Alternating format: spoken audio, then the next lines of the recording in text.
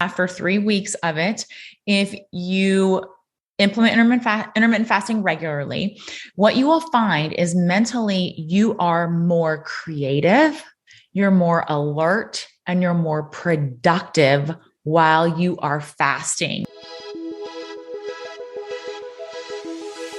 Welcome to the Life Coach Baker podcast. I'm Nicole Baker, life coach for perfectionists who want to set goals and actually follow through with them. I went to my first personal development seminar at the age of 1. Yes, I was quite literally born into this industry.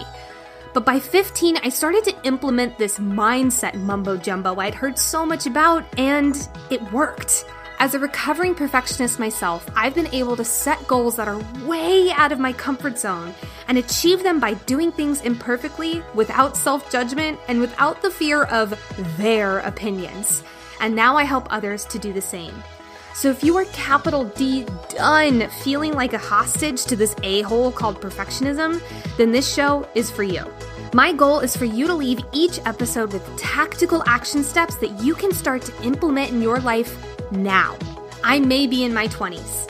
I may have the voice of a sassier Cinderella, but I've been doing this personal development-ish since I was a toddler. So let's dive in. What is up, my sweet, beautiful friends? Welcome back to another episode of the Life Coach Baker podcast.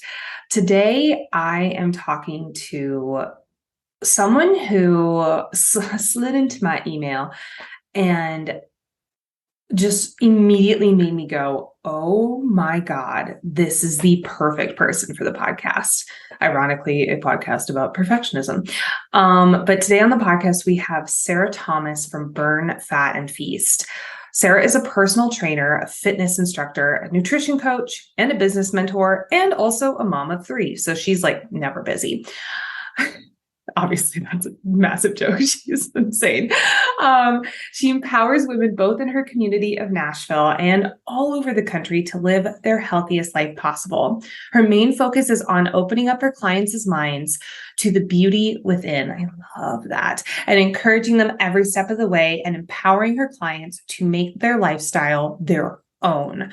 That's what I think is really unique about Sarah and her business model, her coaching model, is she's not about like, follow this program, it's going to change your life, and it's a cookie cutter program for everyone. She is all about personalizing it, all about making sure on the show, we talk about personal development is personal.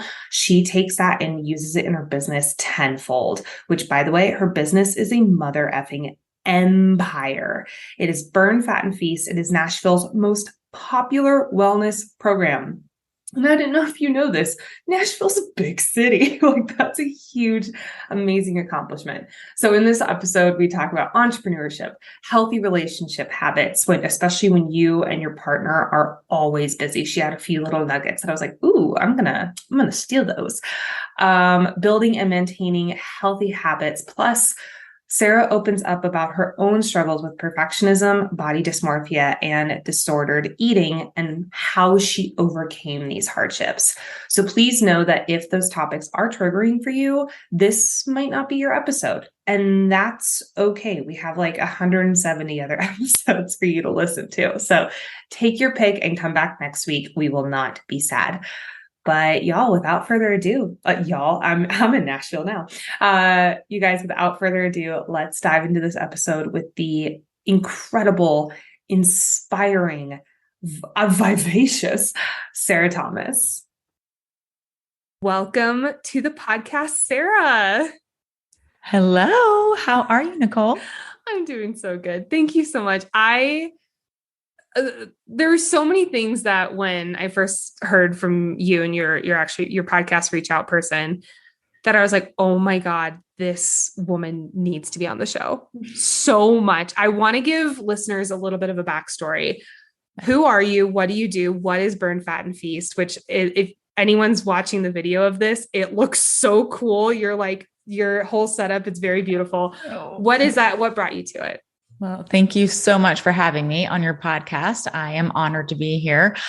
So my name is Sarah Thomas, and I am a fitness professional, a fitness instructor, personal trainer, and a nutrition coach. And so Burn, Fat, and Feast is my business. It was born out of necessity for myself.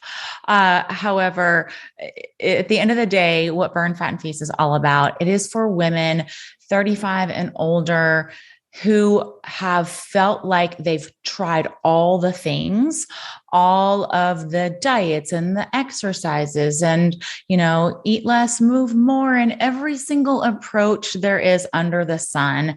And they're frustrated because it has not ended up as a lifestyle for them. And so we allow women to release limiting beliefs. We allow them to heal their gut, balance their hormones, increase their metabolism, of course, lose fat. And we have a step-by-step phasing process that we walk our women through. And we also have unmatched support and accountability along the way, because that is a huge piece that is often missing when we're walking through this journey, when we feel alone through a wellness journey. And so we like to put our ladies together in a community so they feel supported and have that connection with other women. That is, what a beautiful mission you all are on. It is so incredible. I want to talk about the limiting belief piece. Mm-hmm. What are some of the big limiting beliefs you see women come into this program with? Well, because we work with a woman who has tried all the things, she comes in with all the baggage, all the I can'ts. I've tried, this worked for a while. I am not that body type. I can't do it perfectly. And I know, Nicole, when we were talking earlier about your mission and my mission, what I felt aligned so well is that our motto is progress over perfection. Damn straight. Because that is one of the biggest limiting beliefs that women have. Well, I tried this for a while and it didn't work. Or I gave it 3 weeks and I couldn't stick with it every single day. And so from the get-go, we allow them to give themselves grace and know that it's never going to happen perfectly. And it's never supposed to be perfect. And that is a huge weight off of every woman's shoulders. I just like mic drop. Everything you just said was so beautiful. And I think you and I talked about this and when we chatted before, was like this idea of very black and white. It's all or nothing. It's this or that. And we see that so much in the perfectionism world, but I've seen it so much, and I'm obviously not immersed in it, but in the diet culture that we live in. What are some things you see women come into this program with, like that, like, I'm trying to think of how to phrase it, like maybe not limiting beliefs, but this or that, all or nothing. Are there any other type of like really unhealthy habits that you see them coming in with? Yes, specifically with nutrition, I see women coming in thinking and being told for years and decades of their life that they have to eat little to nothing in order to, be a certain number on the scale, be a certain size in their clothing. And that is the first, like, okay, stop. Stop right there. Stop in your tracks.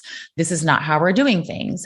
And by the way, you have tried this before and it didn't work. Yeah. So we are doing this differently. And so that is a huge mental block that I see women walking in, just nutrition alone, because that's what they've been told.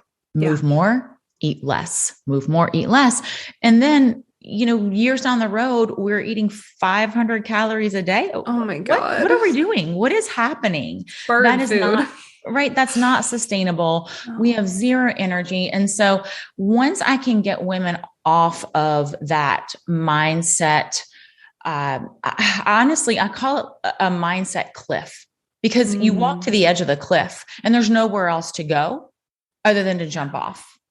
Oh, and that's it, right? That's the end. You can't go further once you've gone a certain route and you've eaten nothing. You can't do it more. No. There's nowhere else to go. So we have to backtrack, but we have to slowly backtrack and we have to take those baby steps. And so that's all part of the mindset piece. But there's also a mindset piece in working out. And I see that from both ends of the spectrum too, of women who say, I don't have time, or I'm not someone who works out. And again, that's a limiting belief. I'm not somebody who does that, versus the person on the other end of the spectrum who is saying, I work out 2 hours a day and I have to do that to be X, Y, and Z. And so we try to mesh it all in the middle with all of those limiting beliefs.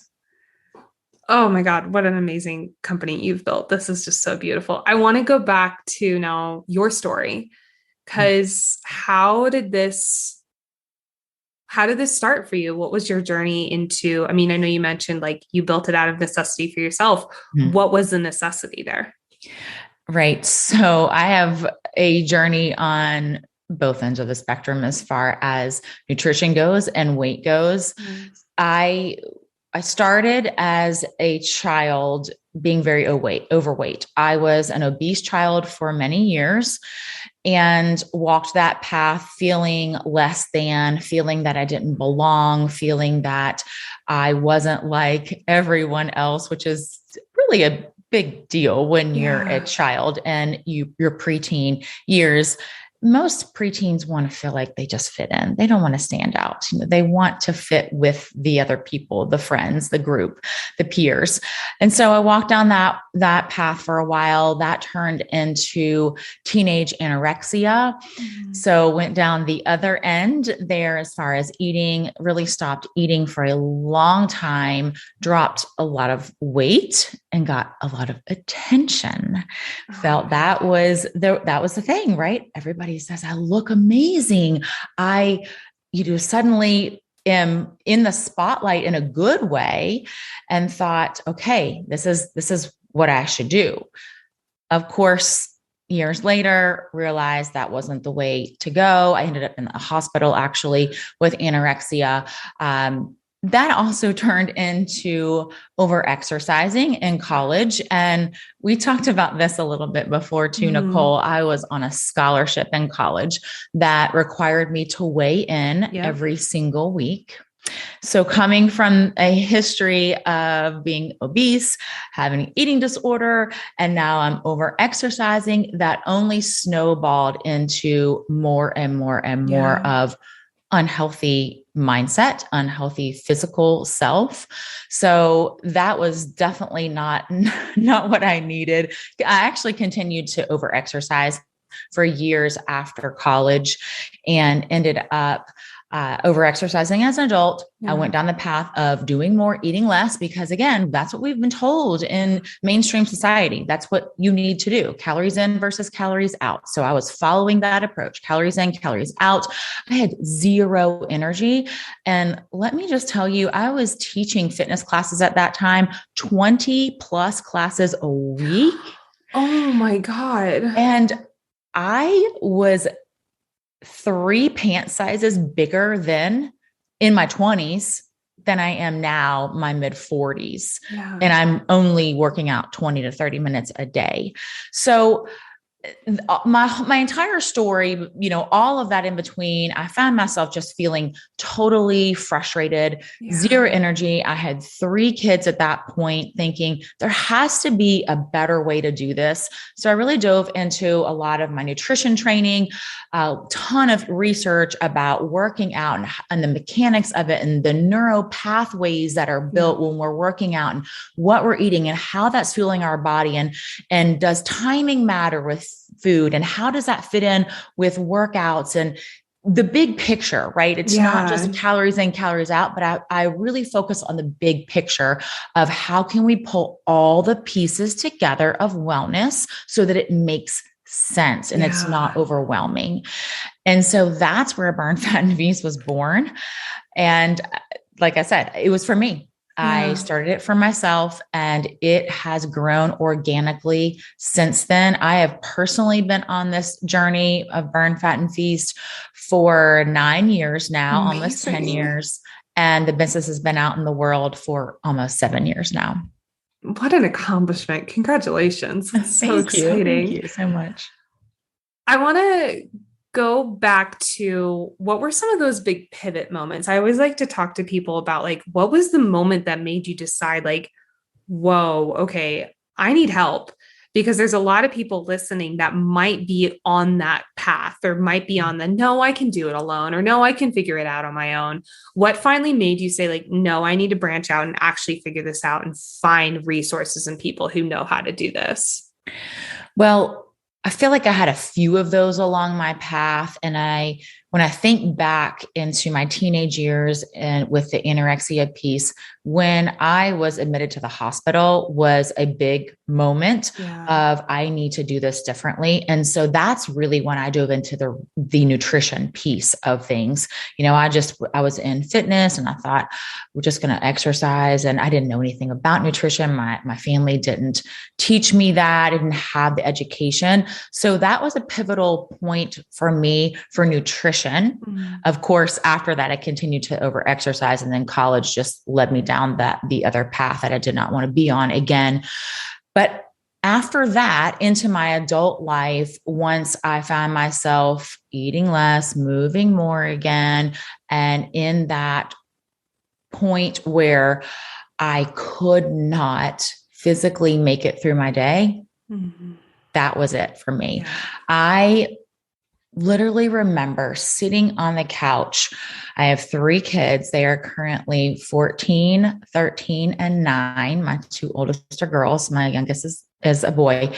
And I was sitting on the couch with Wesley, my son, who was my 3rd born, and he was a baby. I was nursing him, and I was falling asleep. Not because I was a new mom and I was sleep deprived. I was getting plenty of sleep. This was a good baby. That's amazing. Right? I was doing all the things correct as far as getting the sleep. And so I'm falling asleep on the couch, and I thought, I can't make it through the rest of my day. I cannot function for the other 2 children that I have, nor can I even make enough milk for this baby to nurse.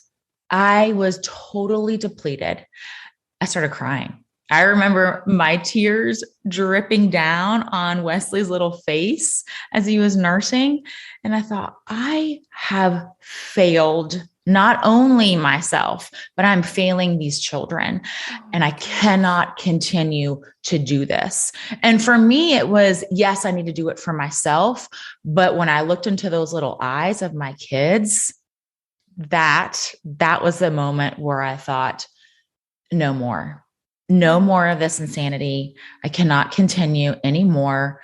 My job is to nourish my baby, and I cannot do that. My job is to be there for my other 2 children and play outside with them. And I didn't feel like I had the energy to do that.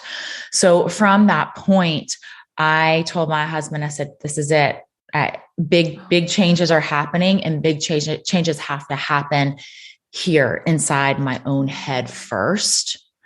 And the way I started to go down that path was really opening up to him. I opened up to him. I went to therapy as well, but started opening up to my husband to tell him what was going on inside my head, because I hadn't shared that. I hadn't shared all the thoughts and the feelings before. And it was impactful for me to share that with him because he knew me better than anyone else in my life. And talking to a therapist was a different perspective, but talking to him was, way more of an intimate conversation. Totally. I see this all the time, not only in this community, but in myself and my past journey as well. Like, there are so often moments where I was like, feeling feelings, or God forbid, sharing feelings felt like unproductive. It was just keep going. And it was more addiction to like hustle, that hustle culture we're also primed for. And just stopping and sharing with my partner, like, hey, this is what's going on in my day, or hey, this is what's going on in my business. He was like, I cannot tell you what that means to me. And I'm over here like in a puddle of tears of just release. Like, I can't tell you what this means to me. And we forget so often in this like go, go, go world to stop and just talk and to Amen. share. I think share is a better word than talk here. Mm-hmm. And just hold space, not only for people who are sharing with us, but asking people to hold space for us, especially in this community. And I actually want to ask you, like, how do you see perfectionism show up here? But I see that especially like I can hold space for other people. I'm that person. I'm always the giver. I'm the whatever. But asking someone to hold space for me, no, that's weak, or no, I can't do that. So I want to hear, what are some other ways that like perfectionism or that high achiever go mindset shows up in members of your community or in your story as well? Yes. So 100%, everything you just said, 100%. We all find ourselves just checking the to-do list, right? Check. How much did I get accomplished today? And that's how we feel like when we lay our head down on our pillow at night, we job well done, right? We checked all the boxes.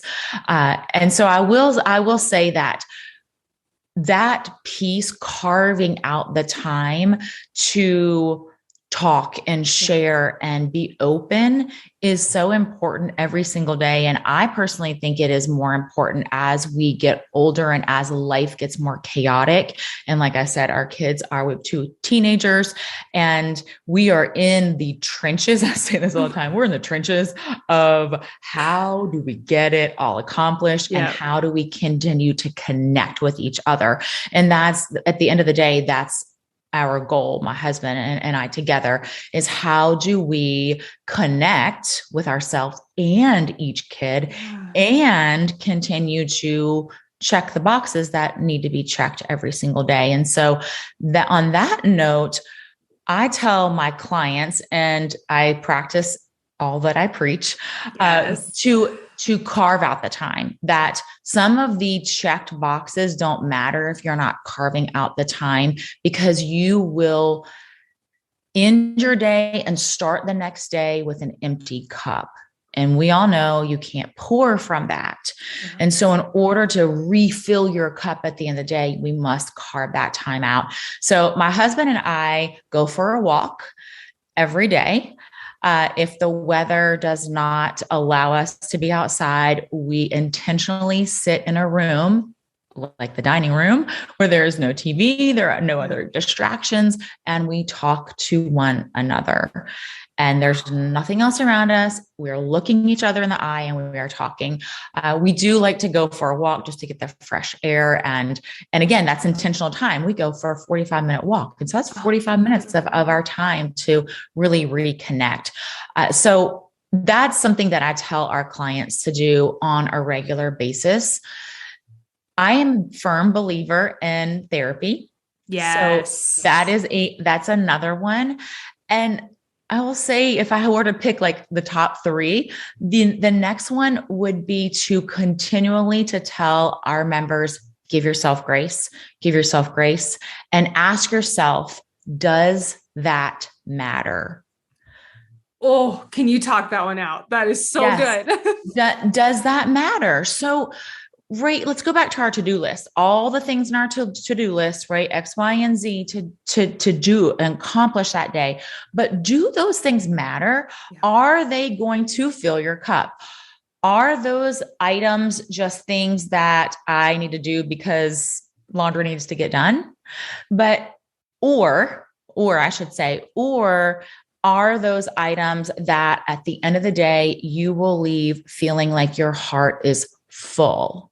So rather than check off the laundry to-do list or make sure all the dishes are out of the sink at the end of the night, are you checking off quality time with your children? Are you checking off mental health time? That's 5 minutes for yourself a day. Are you carving out 20 minutes to physically give yourself exercise? Those things are what are going to compound you and progress you forward.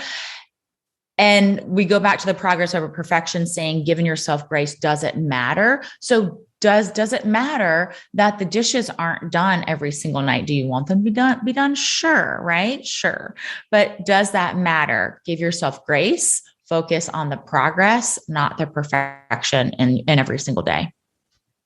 I want everyone to go back 2-3 minutes and listen to that again. Because the thing I love so much about that, Sarah, is it's aligned with values. If my values are not matching up with my daily schedule, daily to-do list or whatever, I don't know how much I love to-do lists, but like if my values aren't matching, something's got to change. Yeah. And I think we forget that. Like I work with a lot of new business owners and they're all like, okay, I need to spend all my time on social media. And I'm like, is that actually what matters? Is that a part of your values of your business? Well, no, then okay, let's fill it with something that's actually going to give you and your business more forward momentum, let alone fulfillment. Right. Yes. And oh God, I love that so much. When it comes to like do you do that specifically like different exercises? Like, are there certain ones that if you're more of someone who's valued, who has values in like long distance running or stuff like that? Or is it, I'm kind of an abstract question here, but do you use the values in the exercises too? So the values themselves can relate to different situations. If I'm following you. Yes. I'm sorry. It was a very odd question how I answered. How I asked. No, you're fine. You're fine. Following. Yes. You're fine. So yes. So, following the giving yourself grace, progress over perfection, do these things matter? Really, you can bucket those in whatever you have on your list for the day, whether it's a to-do list or, your work items.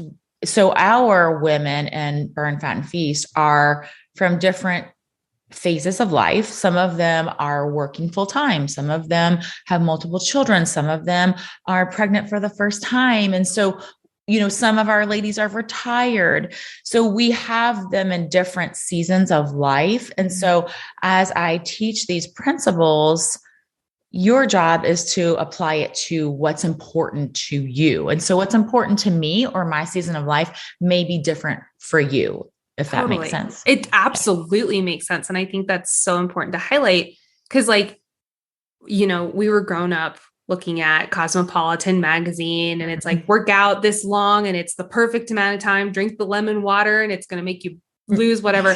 And it's like, if we don't follow that exact model, then we're doing something wrong. So I love how you guys in your business mold that. It's personalized. Everything is personal.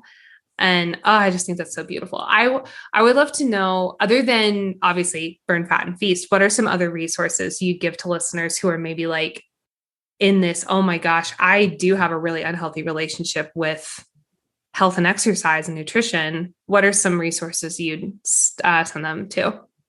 So we have guests that come into our community to do trainings. So it's not just myself, but there are other experts in different areas. So what I like to do with our members is really listen to them. We, send out surveys. We have mentors that are assigned certain groups within our program, depending on where you are in the program. And those mentors, communicate with our members via Zoom and email. And so they're getting feedback as well from the members. And so what we do a really good job with is listening to what they need at that time.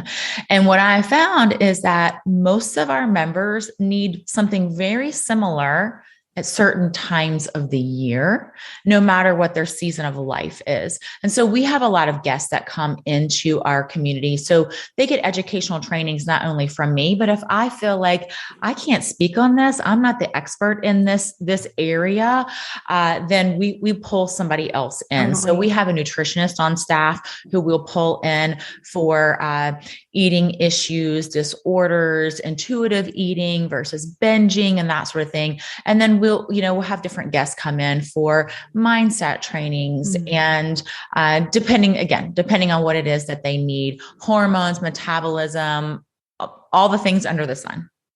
Amazing. Is there anything that like around this time of year is pretty typical, like people normally like to see? So this is summer as we're recording. This is the first of summer. And our ladies want to know, how can I continue to live this lifestyle, go on all my vacations and still love my vacation, indulge and come back home and not feel oh so guilty. Can you give us a little peek behind the curtain? What's your advice to that? I'm so curious. That is the top on everyone's mind. And so I give lots of different tips. Some of them would not necessarily make sense unless you knew, what we teach behind the scenes. However, I do tell my clients, number one, to move their body every day, but it doesn't have to be the workout that is listed for the day. You simply have to move. Just keep your body in motion. A body in motion stays in motion. Yes. And so we, again, go back to that progress over perfection. You don't have to do the strength training workout or the whatever workout it is that day. You just need to continue to move because you'll feel better. Number one. Number two, you'll come home and you're just going to jump right back into that schedule that we have listed for them. And then as far as nutrition goes, we implement some intermittent fasting, different ways throughout our program. And so that second tip that I give them is to implement our intermittent fasting techniques on the first few days of their vacation, because let's be honest here, on vacation, we are more strict when we go to vacation. So the first 2 days, 3 days, but as we are on vacation, we relax more and more and more and more. And the food, all the things, just, we settle in, we settle into vacation. And so I remind our clients, if you can stay on plan-ish for the first 2 or 3 days, then you don't have to worry about it the rest of your vacation. If you've been listening to the show, or if you're just a living, breathing person in the 21st century, odds are that you're a perfectionist. But did you know that there are 3 different types of perfectionism?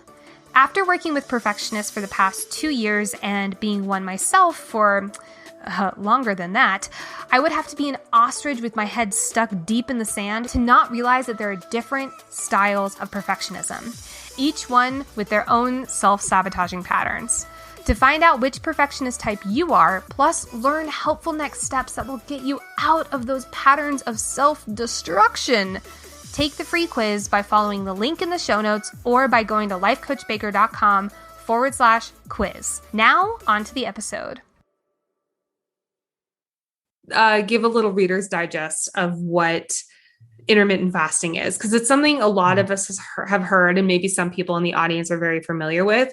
But I know if a lot of people are like me and have heard of it, but don't know all the details around it, what would be your overview of what intermittent fasting is? Right. So there are so many different types of intermittent fasting. Number one. Number two, we implement intermittent fasting differently. So we use different approaches to intermittent fasting throughout the program. And we do that because as we get older, especially women 40 and older, if you implement intermittent fasting every single day, it could damage your metabolism and hormones. So I just wanted to give that as a side note first, because I do know a lot of people will, number one, Google it if they don't know what it is right now. Or they're like, oh, I do that every single day. I just skip breakfast. And so just a disclaimer, if you are a woman in your 40s or beyond, and you are implementing intermittent fasting every single day, I highly recommend that you change that up. Yeah. So let me go back and tell you what intermittent fasting is. Intermittent fasting is a timed eating. Basically, you have periods of the day where you're fasting, meaning you're not eating food, and you have periods of the day where you are feeding. You're eating. So you have a feeding window, a window of time where you're eating and a window of time when you're not eating. The good news is for intermittent fasting, your sleeping hours, you're fasting. Yes. So when you think like one of the most common ways to do intermittent fasting is a 16-8 protocol, meaning you're fasting 16 hours and you're eating in an 8-hour window. And thinking about that, you could think, oh, wow, 16 hours, that's a long time. Yeah. But if you're sleeping for 8 hours, you've already done half of that time while you're sleeping. Yeah. And then if you tag on, before you go to sleep at night, and you tag on a few hours when you wake up in the morning, boom, you're done. You've made it 16 hours. So that's it. Intermittent fasting is not a diet. And I will give one more disclaimer on this, because I have women that come to me every single day and say, I tried intermittent fasting and it worked for a little while. I just skipped breakfast. Intermittent fasting is not about skipping breakfast. Number one, it is about taking your meals, your 3 meals a day, and pulling them into that 8-hour window if you're doing a 16-8 protocol. So it's not a diet. Yeah. It is simply a time frame of eating. That's it. What are the benefits of it? And what are the mental and physical benefits of it?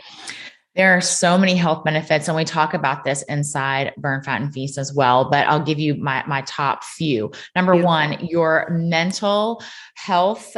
So while you're intermittent fasting, and now I think I should give another disclaimer for this.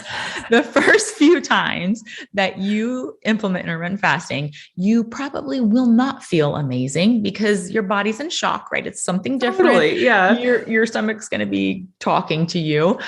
However, if you give it some time, and I always say, go by the 3-week rule. After 3 weeks of it, if you implement intermittent fasting regularly, what you will find is mentally you are more creative, you're more alert, and you're more productive while you are fasting. And when I say this every single time, my clients say, oh, right. Maybe for you, but not for me. I'm going to be hangry. So I just how dare you see right through me like that, right? Trust the process. But it's true.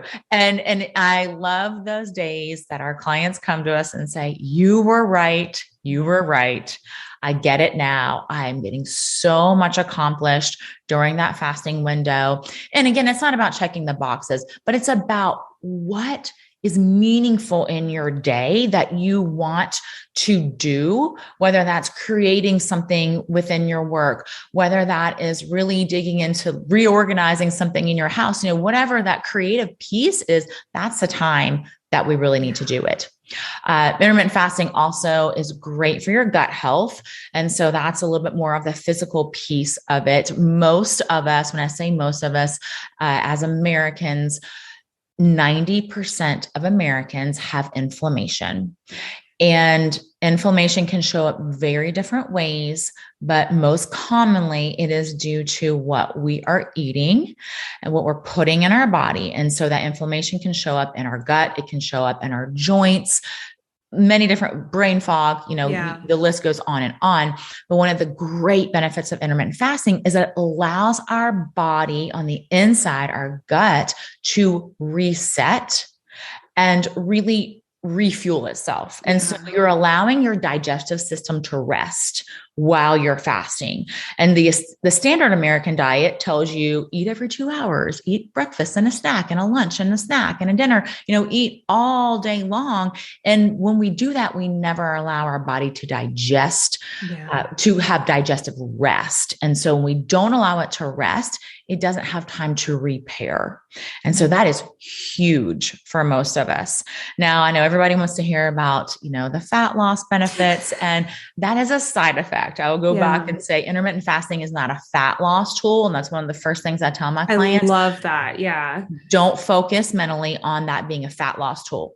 We're focusing on what's most important, the inside health benefits of intermittent fasting. It's also actually been researched a lot for chemotherapy patients, for cancer patients, for healing. And so there's so many amazing health benefits to intermittent fasting. I am not a doctor, and I'm not recommending that anybody that's doing chemotherapy obviously do this. However, there's lots of research behind that as well.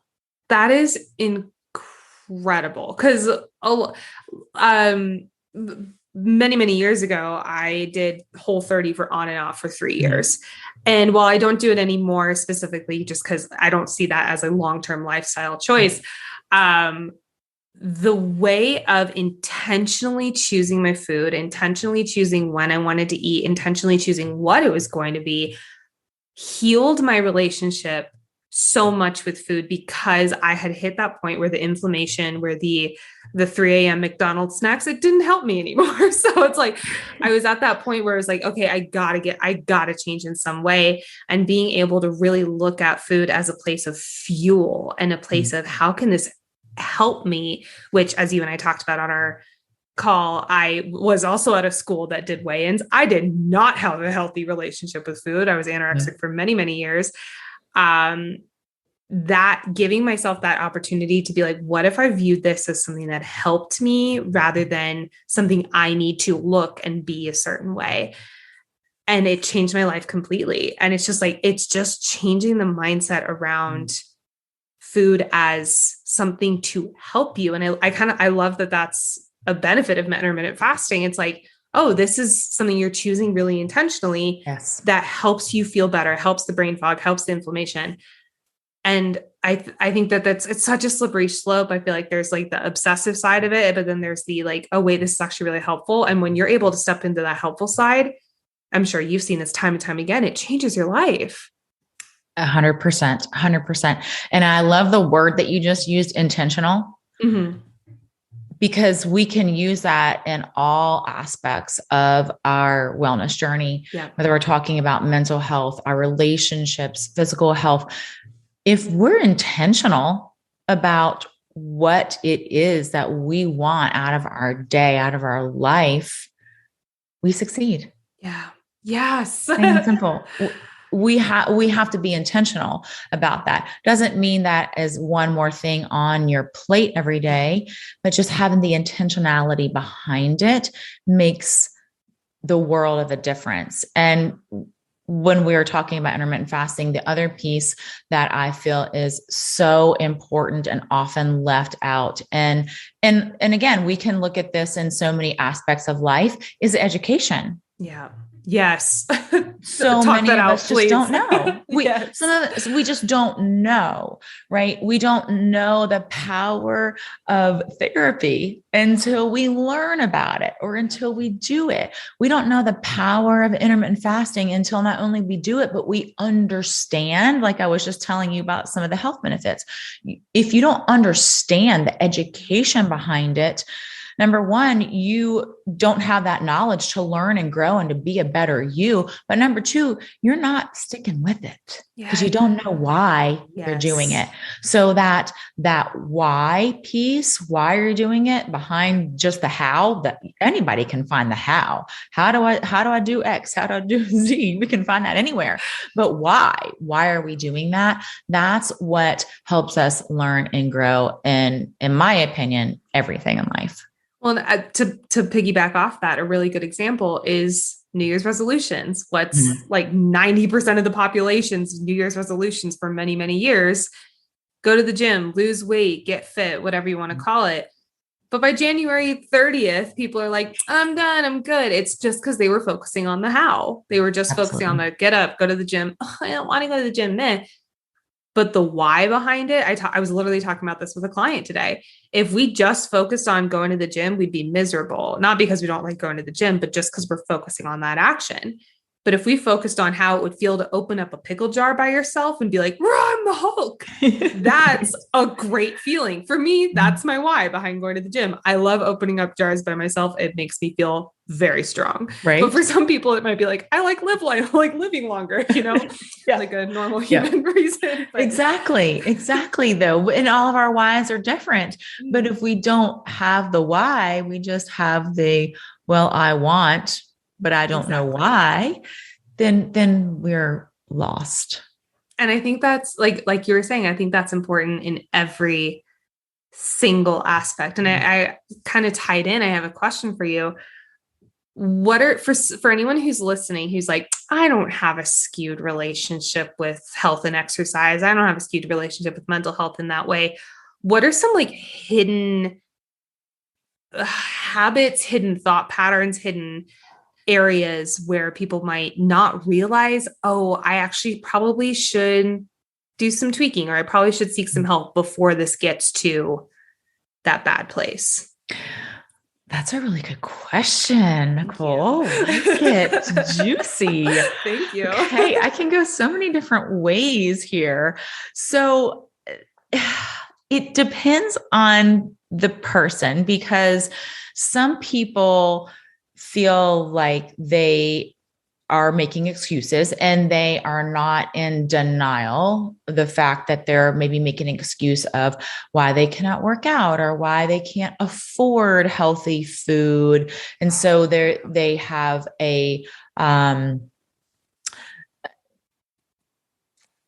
I'm not really sure how to say it, but they're aware of where they are. They have limiting beliefs. Mm-hmm. Some people feel that they are okay. I'm eating. I hear this a lot. I'm eating fairly healthy. I'm working out. So for those people who don't see that they have certain issues, number one is, are you doing the same thing day in and day out? So if you want to see a change or feel a change and you continue to do the same thing day in and day out, right? That's the definition of insanity, doing the same thing, right? Every day. And so if you want something different, you need to do something different. And so if you feel like I'm doing what I'm supposed to do, but the change isn't happening to you inside, outside, then that's a time to say, okay, maybe I should tweak one of the things. Maybe I should drink more water. Maybe I should get more sleep. And so when you start digging in, it's not always about how you're working out. Sometimes it is. Sometimes it's about how long you're working out. Sometimes when people say I'm eating fairly healthy and I say, okay, have you ever tracked your macronutrients? And they say, no. Yep. But I eat some healthy food. And once they start tracking those macronutrients, then they realize, okay, well, maybe it's not as good as I thought, or I thought I was eating really low carb and I'm not, or I thought that was how I should eat to lose weight. And I'm actually not doing that. Oh, that's and then one. You can dig into the sleep. So, okay, how are you sleeping? How are you hydrating? And what about your stress?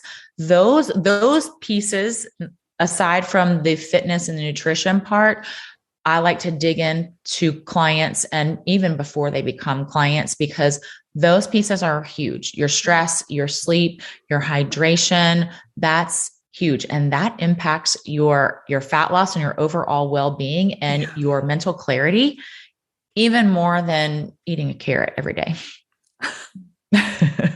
Slap that on a t-shirt, Sarah. That was so good.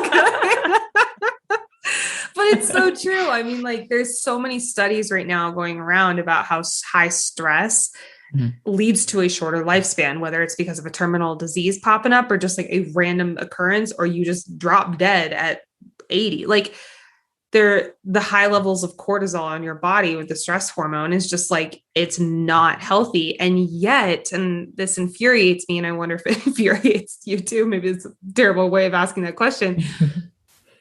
We live in a society that so glorifies it. And what you're saying is like healthy intentionality. And I think intentionality goes hand in hand with slowing the fuck down. Yes. Yep. And it's so counterintuitive, but slowing down, allowing for that intentionality gives you less stress, more time to drink water, more time to like relax, rest, do some meditation, lay on the couch, like go do a 20-minute workout. There's just so many benefits. And I want to highlight this piece because perfectionists, especially, I see this day in, day out, it's like slamming your foot on the gas. So I really want to tie in how that also plays into health and wellness as well. Absolutely. 100% agree with that. I think that more and more, and now more than ever, we almost thrive on the stress level. Yeah. And it's a badge of honor.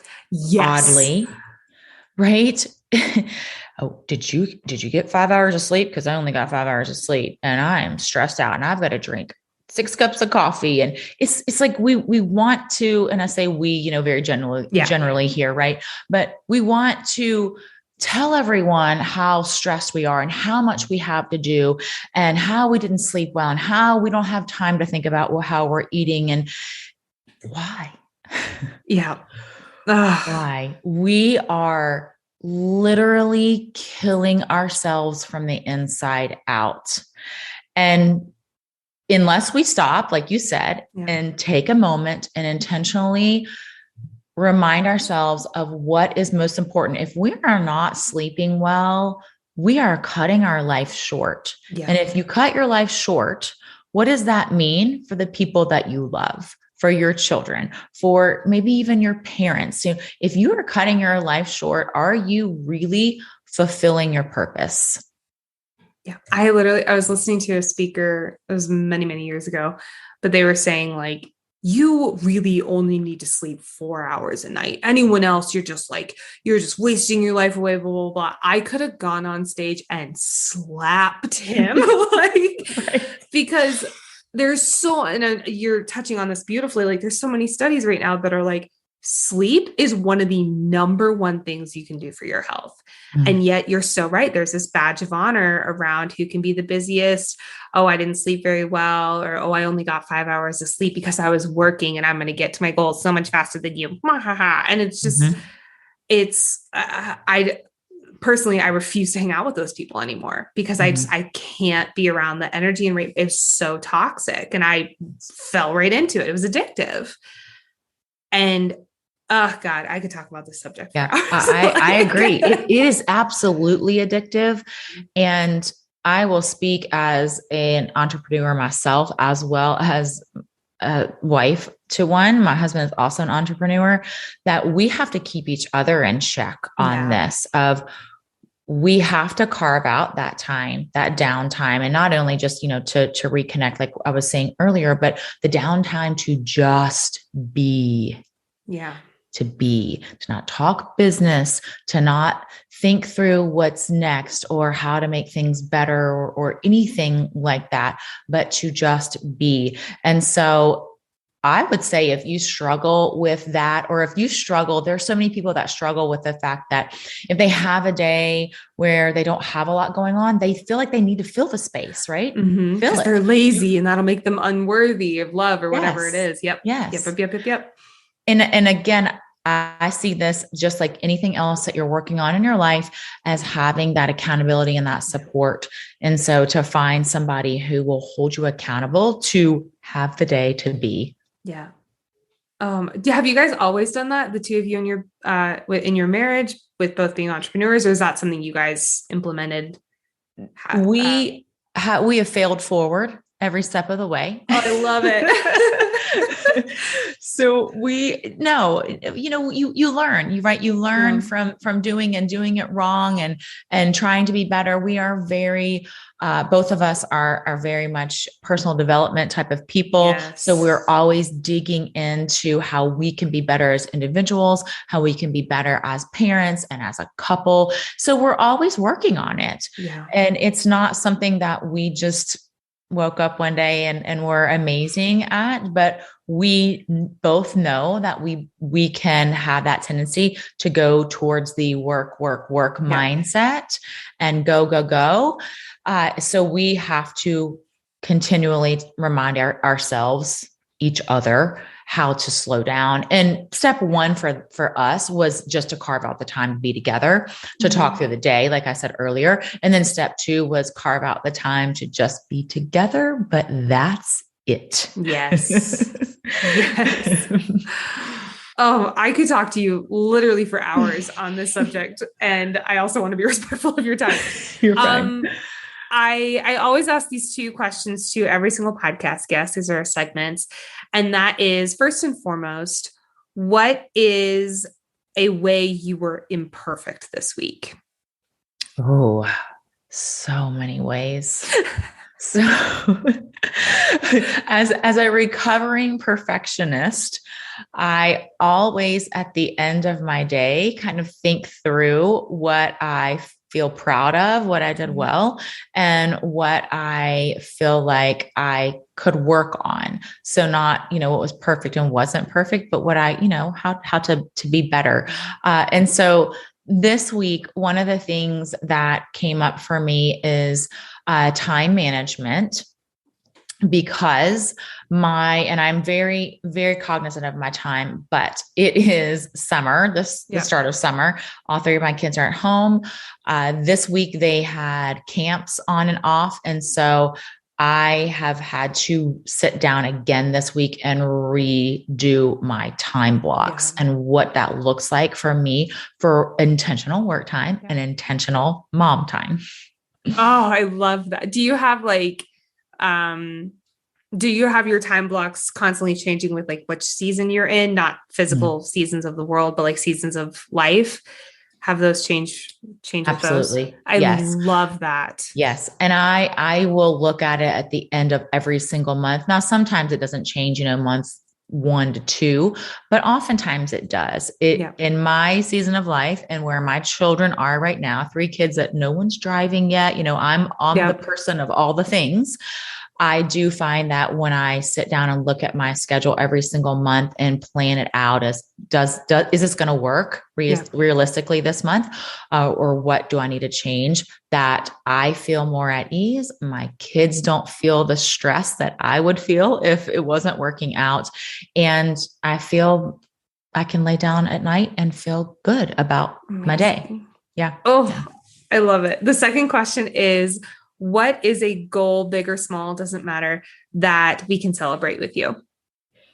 Oh, a goal that you can celebrate with me. Either something you've done or something you're working towards. Okay. So we have, 2 things. We have recently launched our own podcast. So we launched our podcast in February. So and you have a podcast, so you get this.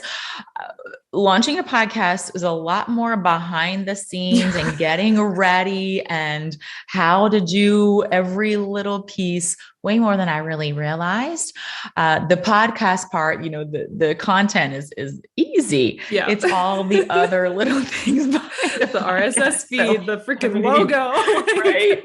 The things that people don't really know. Yeah. So that is definitely one to celebrate because it is out in the world. We have an episode that goes live every Tuesday. So weekly episodes. So we are off and running and have a great system in place. So definitely one to celebrate.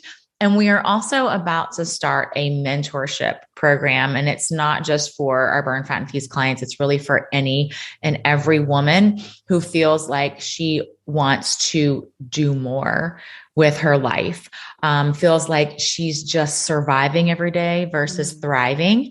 So I'm really excited about that. Everyone go check it out. What is the name of your podcast? The Burn, Fat, and Feast podcast. I could have guessed that. So everyone go check out both of those things. That is so amazing. Speaking of which, Sarah, where can people find you? Where can people find all the Burn, Fat, and Feast content? So we are, our website is burnfatandfeast.com, and you can find us, of course, on Apple and Spotify and all the places for our podcast. And on Instagram, we are Burn, Fat, and Feast. So very easy to find us in all the places. Marketing. Right, very consistent. Sarah, thank you so incredibly much. You're just joy to talk to. Thank you so much for having me. It was an honor, and it was so incredibly easy. Oh my God. She is so inspiring. She is such a wonderful human. I adore her so much. Everyone listening, I strongly, and highlight, bold, italicize that word, I strongly recommend going and checking out Sarah Thomas, especially on Instagram, because her reels are amazing. But also going to her website, because the Burn, Fat, and Feast website has blog posts. It has oodles and oodles of resources. They also have a really popular Pinterest. She is all over the internet, and she is giving away so much information. And I'm in true awe of her. And of course, because she's incredible, she also has a podcast. It is the Burn, Fat, and Feast podcast. You can find all the links to these in the show notes, by the way. And by the way, you might see a familiar face on that podcast as well. I was on there a few months ago talking about perfectionism. So I strongly recommend, especially if this episode resonated with you, get in her space. She is such a good person to not only learn from, but just be inspired by. Like I'm truly in awe of her. If you enjoyed this episode, please screenshot it, share it with a friend, share it on social media, and tag both Sarah and I. She is at Burn Fat and Feast, all one word. And I am, of course, at Life Coach Baker. Until next time, sweet friends, it's been so fun. And I hope you have a beautiful mid-September. Where has this time gone? I hope you have a beautiful mid-September and you're decorating your apartments and houses for fall. I'll talk to you guys soon. Bye. Thank you so much for listening to the Life Coach Baker podcast. Don't forget to go take the free quiz and find out what perfectionist type you are by visiting the link in the show notes or by going to lifecoachbaker.com/quiz. Also, take a moment to rate the podcast and write a review. It is the best way to get the word out there. Plus, you'll get the chance of having your review read on the show. Until next time, I'll talk to you soon. Bye.